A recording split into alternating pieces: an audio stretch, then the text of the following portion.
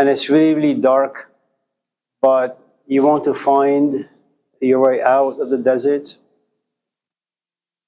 So you look for the stars, the closest to you. And metaphorically speaking, it's usually called Lucifer, because Lucifer takes you, out of darkness, but you have to have some guidance, and that is what Lucifer does. But that's, a bit more esoteric, or a little bit more Gnostic, or a little bit more, colorful philosophies of life that are out there.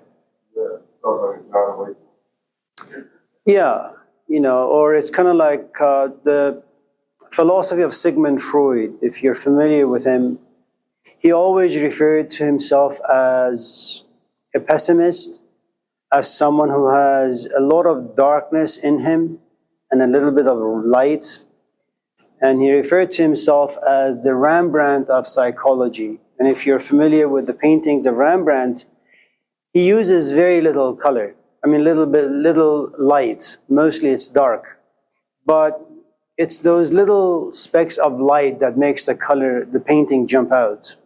And that's what Sigmund Freud is. He kind of shows how depraved we are in so many different ways, and how we have a tendency of repressing, some of the horrors that have happened in our lives. Also the force of society, the force of just being a human being and having this dark spot inside us that none of us have access to, but sometimes it just jumps out and demolishes and destroys everything we've built. So, all right, let's go to dreams and talk about the book of Job, Satan, God, and all that.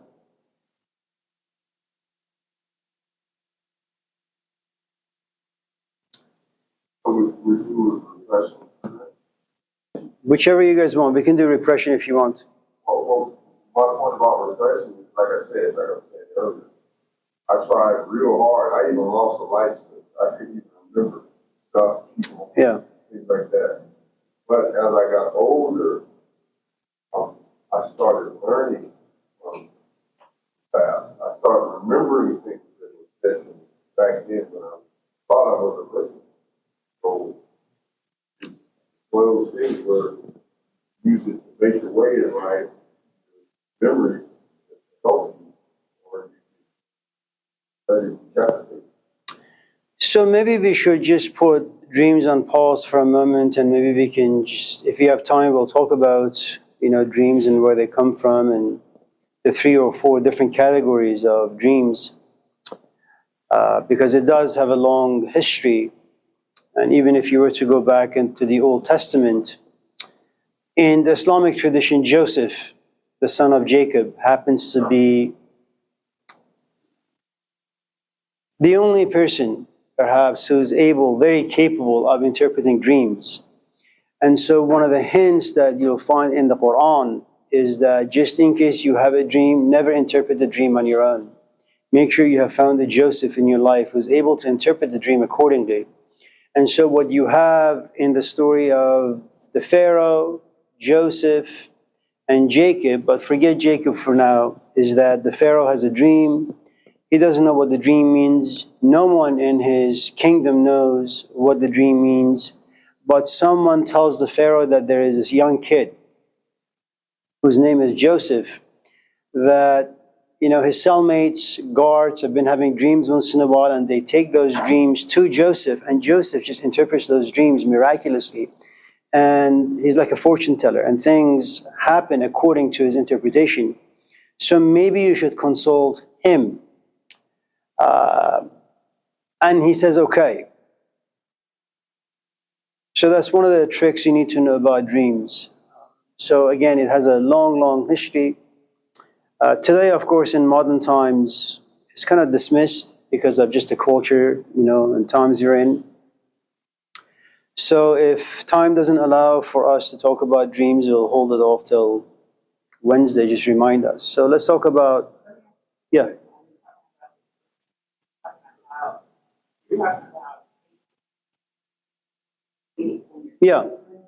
Yeah, sleep dreamings. Yeah, not so much imaginations or fantasies while you're driving or sitting in the classroom, but when you're asleep.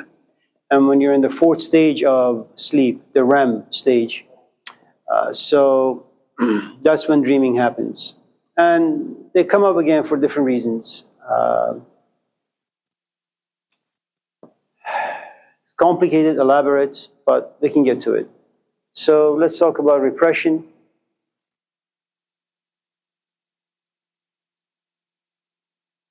Anyone else? And Satan, of course, nothing? Okay.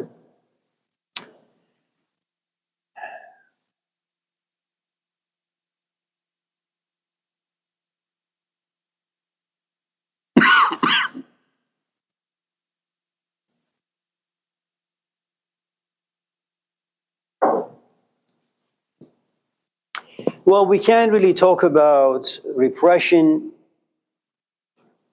unless we understand a little bit how feelings come about, how feelings turn into emotions, how some experiences that create feelings and emotions kind of just bypass the feelings and emotions and go directly to, I suppose, what we call trauma. And then how moods come about.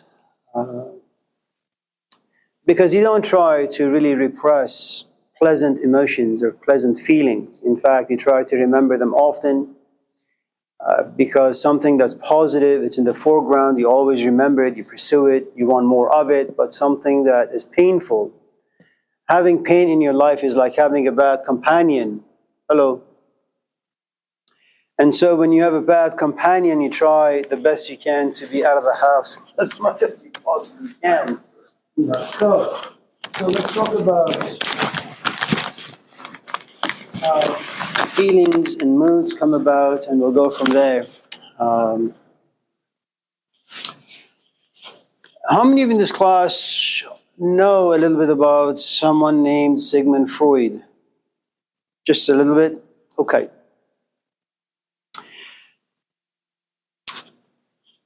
I suppose before we can talk about moods, feelings, emotions, and trauma,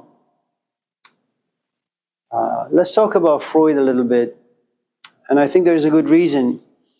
You have people like Sigmund Freud, people like Karl Marx, Jean-Jacques Rousseau, all these people appearing around the 17th, 18th, 19th, and 20th century, and there's a good reason.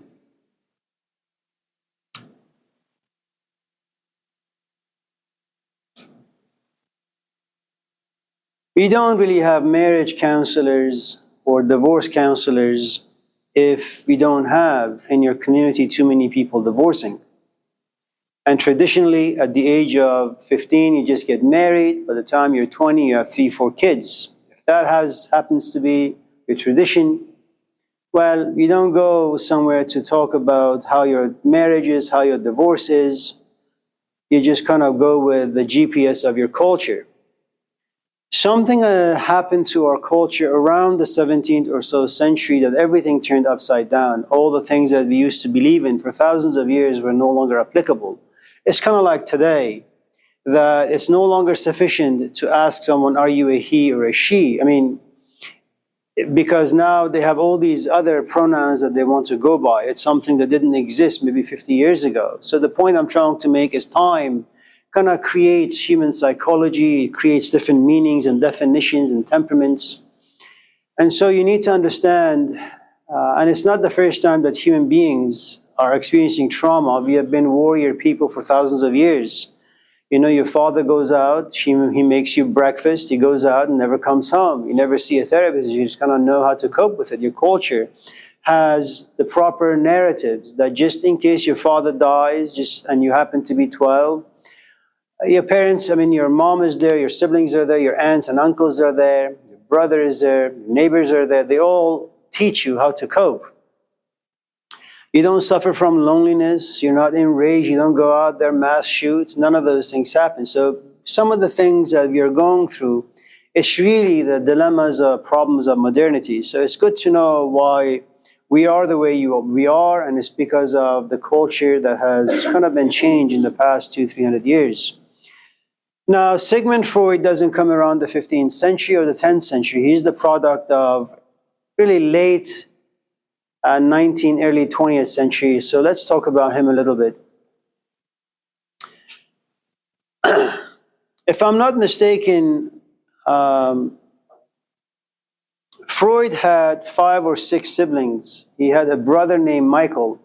And I don't know if any of you in this class have been the only child in your family. If you are the only child, something really interesting happens. Your parents devote their entire time and their entire energy, and all of their fantasies and hopes and dreams really revolve around you, the only child. Whenever you cry, they come to you. Whenever you're hungry, they come to you. Whenever you have any needs, they come to you. You have 110% of their attention. When the second child comes about, something really awful happens to the first kid. The first kid cries, but now there's a second kid to pay attention to. So the mom or the dad screams and says, "Honey, I love you, but you need to shut your mouth. Your kid brother is crying and I need to figure out what to do with him." And all of a sudden it comes to you as a shock or a jolt to your system that for the past year and a half or 2 years, every time I scream, my parents come to me. Now I scream, no one comes to me. And so Freud had that experience. And what you need to know is this component they call jealousy, which is quite natural, that if you've had your parents around you for the first 2, 3, 4, 5 years of your life, and it's been a relatively monogamous relationship. It's just you and your parents. They listen to you all the time. Sure, they spank you once in a while. They reprimand you for some misbehavings, but for the most part, it's just you and them. Freud had a brother named Michael. And when he came to realize that his parents are once in a while not paying attention to his screaming, Freud screaming, he felt envy, he felt jealousy, he felt anger and rage. So at night, before going to bed, he would pray, "I want my brother Michael to die, so my parents could give me all of their attention again. A house divided unto itself will not stand. I am losing my parents, I'm losing their attention, I'm losing their love." And lo and behold, Michael at the age of 2 gets sick, dies. And Freud assumes, I suppose, at a very young age, that the gods actually do listen to him and answer his prayers. So he never forgave himself. And he is one of those freak of nature sort of a fellow. You know, he's like a Kobe Bryant who wakes up at 2 in the morning and goes and practices basketball. Why, how, I don't know. He's like a Michael Jordan or a Tiger Woods or a Muhammad Ali. You know, most of us are just very, very ordinary. Once in a while, life creates people that are just a little strange.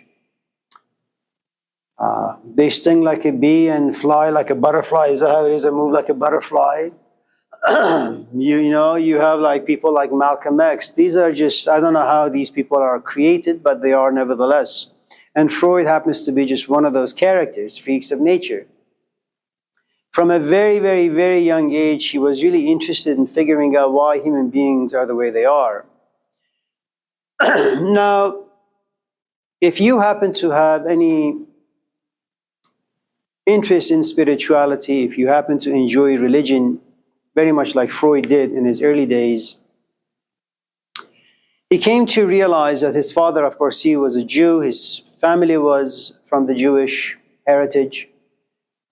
But he lived in a predominantly Christian environment, and he first-handedly saw what Christians would do to his father, who was a Jew. Push him around, sometimes slap him, sometimes punch him. And as a kid, you know, your father is your hero. And you want to know why it is that only just because your father has this title, a Jew, why he would get beaten up by Christians. So at a very young age, he began to distrust religion and what it preaches. From the age 10 or 11, he began to really entertain why human beings are flawed in so many different ways.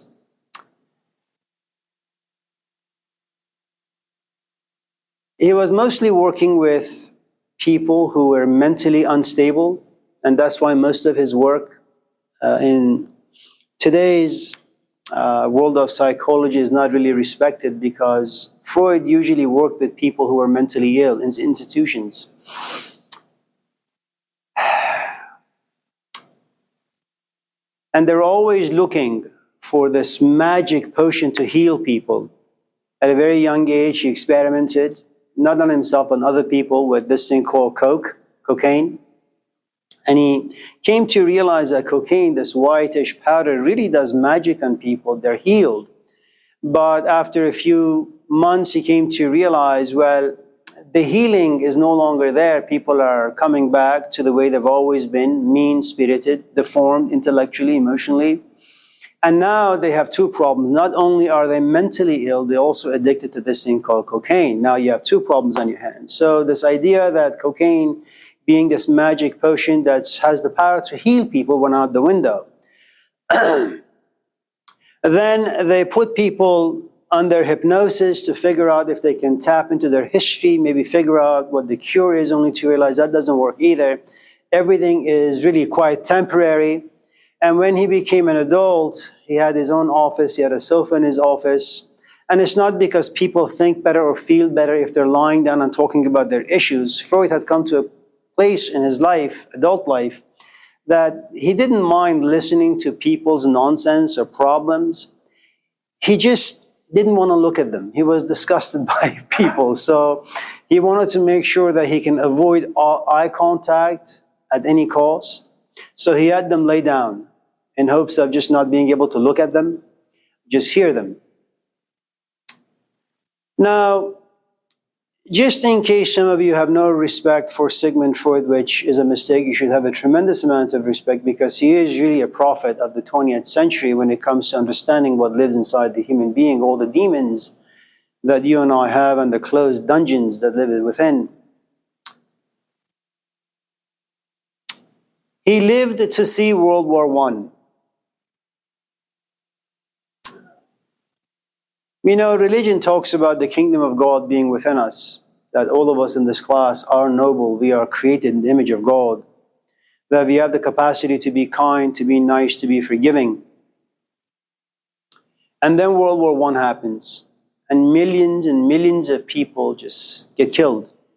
And Freud wants to know that if religion is right in preaching that we are really at our very core quite noble, why is it that we go about, hurting each other and creating harm towards one another?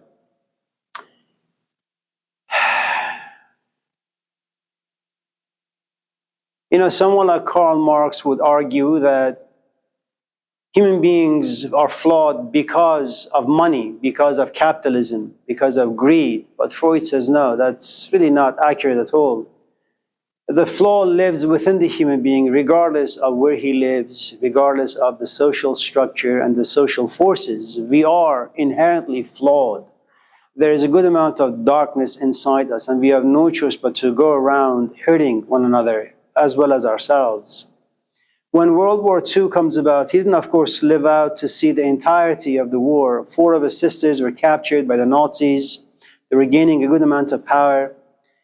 A couple were tortured to death. One was starved to death. Another was gassed to death. So this is no lightweight of a thinker. This is a man who's been there, who's done that, who's seen a good amount of horrifying things that human beings do to one another. Add to it the fact that near the end of his life, I think if I'm not mistaken, the last 15 to 20 years, he was diagnosed with cancer of the jaw. And he tried all sorts of cures, but there was none. Eventually, he was given cocaine to release the tension and the pain that lived inside his body. But the fascinating thing about cocaine and Freud, their relationship, was the following. Freud was a very, very devoted student of the human psychology.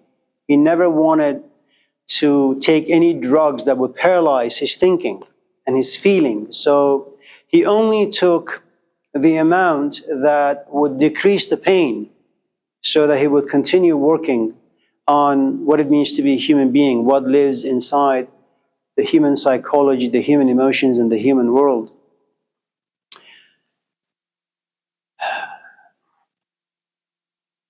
So what you have then is a man who understands society, he understands the social forces, he understands what lives inside the human psyche. He also is a man who understands religion really, really, really well. And despite being a pessimist, despite believing that human beings do whatever they can to forget all the horrifying things in life, that everything that we do under the sun is nothing but distracting ourselves from just how vicious and mean-spirited we really, really are and how self-deceiving we are. Freud himself was an avid art collector. He had thousands of books on art, he had thousands of paintings. And he, I think, truly believed that one of the ways that we express the sort of darkness that lives inside all of us is through art, through music, perhaps through religion. So, having said all of that,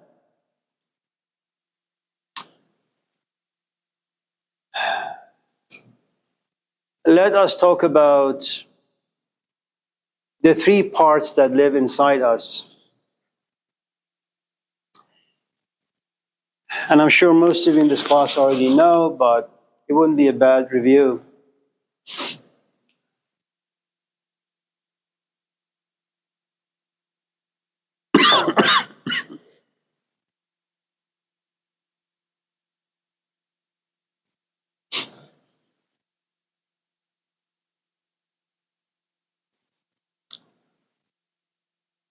For those of us in this class who have children, you have to admit, there are some nice moments when you have children, but for the most part, it's quite tragic. When they're young, they are relentless in having the desire satisfied. Imagine that your wife is pregnant, she calls you, my water broke, you rush her to the hospital. Now remember, from the month 6 and afterwards, your wife is always tired, irritable. She can't sleep, she's always nauseous. And so, completely exhausted, you rush her to the hospital, she pushes and this thing comes out. And you would hope that your wife could now close her eyes and rest for 5 or 10 or 15, 20 minutes, but that's not the case. This infant begins to scream. She wants to be held, or she wants to be nursed. And this infant doesn't really consider that for the past almost 6 or 7 months, his or her mother has been going through a horror show, you know? But no, the child desires and will do whatever he or she can to have that desire to be satisfied. Freud calls this id, that all of us in this class have these tendencies of having these desires, and we want these desires to be satisfied, right? Imagine this is, well, we only have 8 more weeks left to school, and I only say that because short-term classes have started today. And let's say you haven't done any of the assignments, and you've, let's just say, missed a lot of classes, and you know this is the last week of school. So what you do is you email me almost every single day, and you ask me, can we have a Zoom meeting? Can I come to your office? Can I talk with you about this and that? Now, you've known for the past 16 weeks what the requirements are, but now you wait and you wait and you wait and you wait, and part of it really has to do with our childish, infantile tendency of being lazy, of being kind of bored by the things that we're responsible to do. So you wait and you wait and you wait, and then you begin harassing me. No different than an infant. And Freud argues that this is the it part that comes out. It is childish, it is unreflective, and it has zero patience. It doesn't want to sit and reflect and self-examine. It wants gratification very, very, very quickly. It doesn't care about anyone else except what it or he or she desires. That's what it does. If I say something to one of you and you may take it the wrong way, all of a sudden, what do? Like a child that's been spanked, you begin to cry. But adult crying is different. Adult crying is like going and complaining, raising your hand and saying some nasty things to me. So, this part is quite raw, okay? It doesn't sit to think, to reflect, to examine. It kind of just lashes out and makes sure that there's a good amount of pleasure that in anything and everything that it does. It doesn't want to work hard for anything. For those of us who have children, we know you have purchased for your kids thousands of different toys. For some strange reason, they look at the toys and they're all bored. So you go home and say, he looks at you or she looks at you and says, Dad, I want a Sonic toy. And you say, go to the toy box, you have thousands of them. Yeah, but the one that just came out, their eyes are blue. And they keep harassing you until you just lose it. You say, okay, let's just go to Target, let's get this toy. I just don't want to hear your voice anymore. Okay?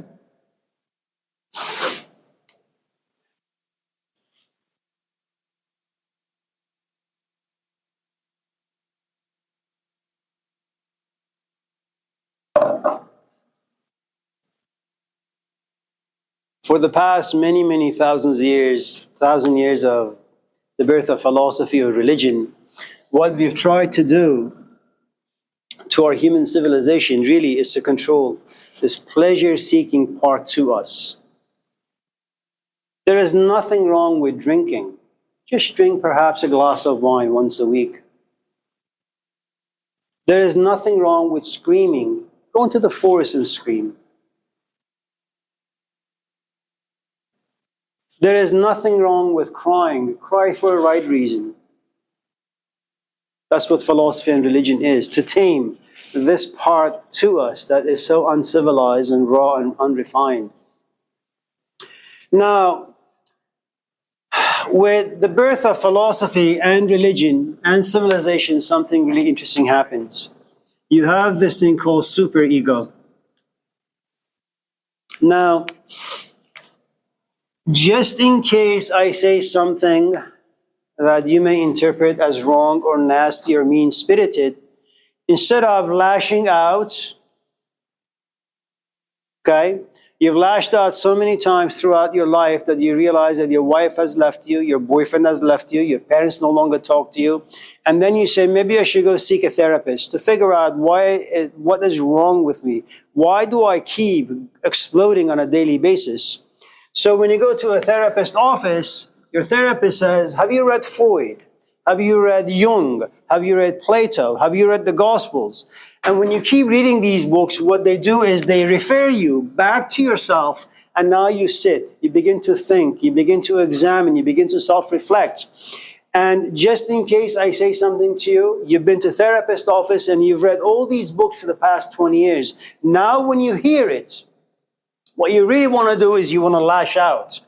But because now you have this experience here, including with therapy, what happens, you hold yourself, you hold your tongue, you keep your hand down, and you just go inward.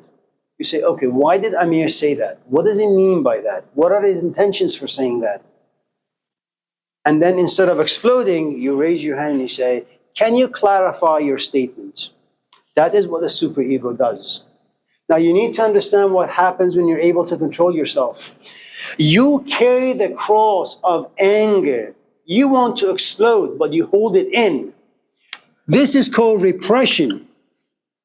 But when you're unrefined, repression burdens you. When you are refined, you understand why you need to hold your tongue. Okay? So when you're uneducated, this becomes poison, the repression.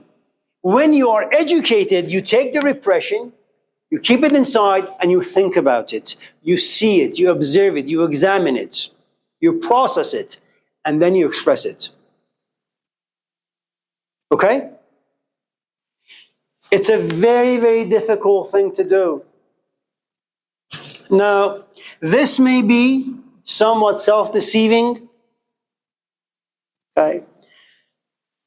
Consider someone like James Baldwin. For those of you who know who he is, I'm sure all of you know. If you don't know who James Baldwin is, my recommendation is go online, go to YouTube and just Google his name or in the search engine on YouTube. He's a very tiny little man. He has a big mind and big imagination. They're like the Mike Tyson of the intellectual world. So he has, this beautiful philosophy that if someone goes to him and calls him the N-word, he's going to look at this Caucasian fellow and say to himself, or perhaps to the guy across, that, my name is James. Why do you have this need to refer to me as the N-word? What is wrong with you? Are you like mentally ill? Are you sick in some sort of a way? Let's go to Pete's. Let me buy you a cup of coffee. Let's sit and talk about in what ways you're sick. That is his approach.